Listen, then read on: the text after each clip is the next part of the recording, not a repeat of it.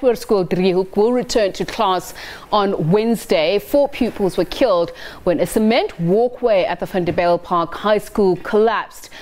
20 pupils remain in hospital. Today, community members poured in to pay their respects. SABC reporter Hasina Gori joins me now in the studio. Hasina, let's first start with the number of casualties as a result of this accident. I mentioned 20 are still in hospital. Are they in a critical condition, some of them?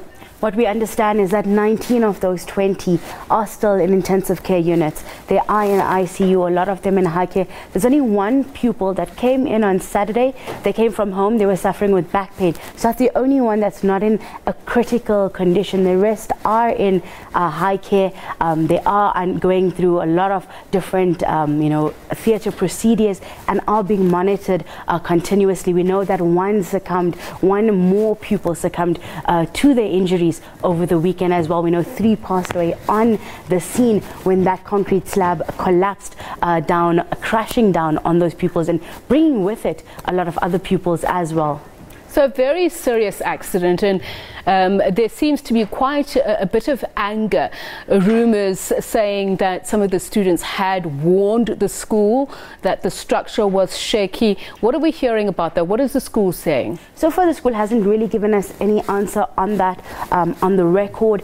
We do know that the Department of Education has just said that they are waiting on a structural engineering report to be released. They were briefed this afternoon by the Department of Labour, as well as a group of private structural engineers who came through on the weekend and went through the school and checked out the structures to see how safe they are. What they have decided is that certain buildings, so there's 6 classrooms, the gymnasium, the hall and the administrative buildings, which are okay to be used right now. So that's why we're going to see matriculants return to the classroom come Wednesday.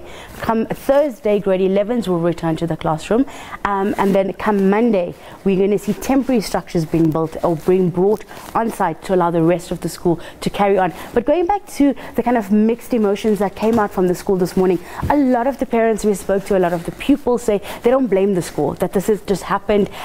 One or two did say that they were told on Wednesday that the bridge is cracking, but nothing was really done. It wasn't serious. One pupil we spoke to said on a Thursday, the very day before, they were sitting under that bridge during the break time. So it was not a cordoned off area or place of no-go, or it was said that it was a total danger site. So this was for them almost a freak accident. Is there any sense, preliminary investigation suggesting whether or not it was a bad building, or whether or not there was recklessness in not cordoning off the area? For now, from what I understand from the Department of Education, is this is Department of Labour's space. They are investigating the space, and only once the structural engineers get in there and look into it, they'll be able to make assumptions on whether it was built a certain way, whether this could have been foreseen, whether children could have been saved if it was cordoned off. But for now, there's really just speculations. So just briefly, we said they're going back